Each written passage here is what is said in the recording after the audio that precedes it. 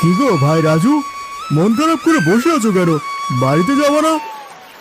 আর বাড়ি রে ভাই, সেই সকালে নদীতে এসেছি, অথচ একটা লোকও পেলাম না নদী পার করার মতো। তুমি আর কি করবে বলো? তোমার এই ভাঙা নৌকা দেখে কেউই তোমার নৌকায় উঠতে চায় না।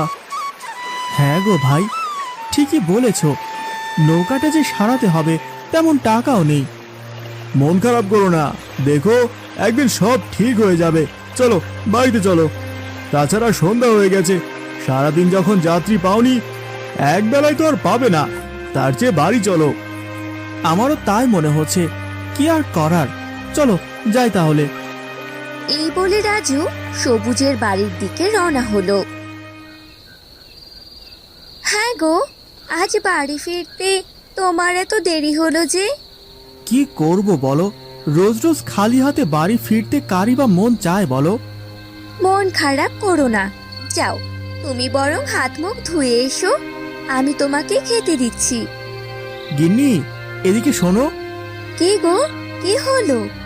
বলছিলাম, আমার হাতের যা অবস্থা, তুমি বরং কদিনের জন্য বাপের বাড়ি থেকে ঘুরে এসো।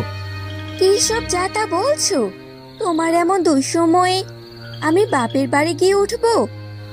আমায় ভুল বোঝো না গিন্নি, তোমার বাবা কেন যে আমার মতো গরিবের সাথে তোমাকে বিয়ে দিল, দুবেলা দুটো ভাত খেতে দেব, আজকাল তা জোটানো কষ্ট হয়ে যাচ্ছে।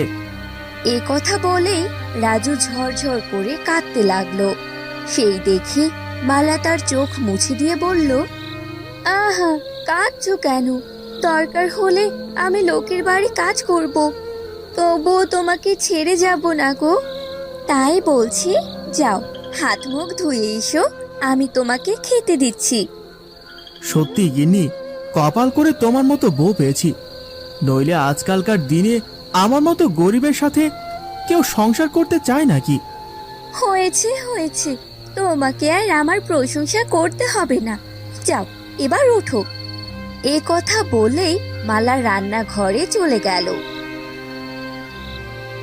হ্যাঁ গো, খাবার সামনে নিয়ে বসে আছো কেন? কি এত ভাবছো শুনি? ভাবছিলাম, নৌকাটা সারা না হলে আমি হয়তো আর যাত্রী পাবো না, কিন্তু নৌকা যে সারাবো, হাতে একদম টাকা করি নেই।